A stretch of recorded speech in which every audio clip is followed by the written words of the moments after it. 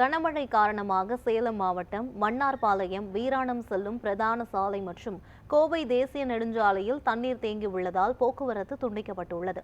இதுகுறித்த கூடுதல் விவரங்களை செய்தியாளர் ரியாஸ் வழங்க கேட்கலாம். ரியாஸ், விவரங்கள் என்ன? பதிவு பண்ணுங்க. சேலம் மாவட்டத்தை பொறுத்த வரைக்கும் கடந்த 4 நாட்களாக விட்டு மழை பெய்து வருகிறது. நேற்று இரவு மீண்டும் கனமழை பெய்ய தொடங்கிய நிலையில் சேலத்தில் இருக்கக்கூடிய திருமணி முத்தாற்றில் வெள்ளப்பெருக்கு ஏற்பட்டுள்ளது. இதனால் கரையோர இருக்க பகுதிகளுக்கும் தண்ணீர் புகுந்ததால் அப்பகுதி மக்கள் பெரிதும் பாதிக்கப்பட்டிருக்காங்க. அதே போல திருமணி முற்றாறில் பல்வேறு பகுதிகளில் ஆக்கிரமிப்பு உள்ளதால் சேலம் கந்தம்பட்டி பட்டர்ஃப்ளை பாலம் அருகே அந்த திருமணி முத்தாறில் செல்லக்கூடிய அந்த தண்ணீரானது தேசிய நெடுஞ்சாலையில் சூழ்ந்துள்ளது. இதன் காரணமாக இன்று காலை முதல் தற்போது அந்த சாலை முழுவதுமாக துண்டிக்கப்பட்டுள்ளது. சாலையில் நிறுத்தப்பட்டிருந்த லாரிகள், கார்கள் அனைத்துமே தண்ணீரில் மூழ்கியது. இதன் காரணமாக சேலம் கோவை தேசிய நெடுஞ்சாலை போக்குவரத்தானது முற்றிலுமாக துண்டிக்கப்பட்டுள்ளது.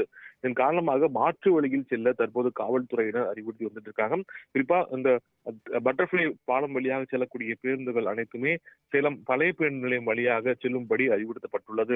தற்போது இந்த தேசிய நெடுஞ்சாலையில் இந்த தண்ணீர் சூழ்ந்துள்ளதால் பல கிலோமீட்டர் தூரத்திற்கு வாகனங்கள் அணிவகுத்து நிற்கின்றன. இதனால் அந்த பகுதி முழுவதுமே போக்குவரத்து ஸ்தம்பித்துள்ளது.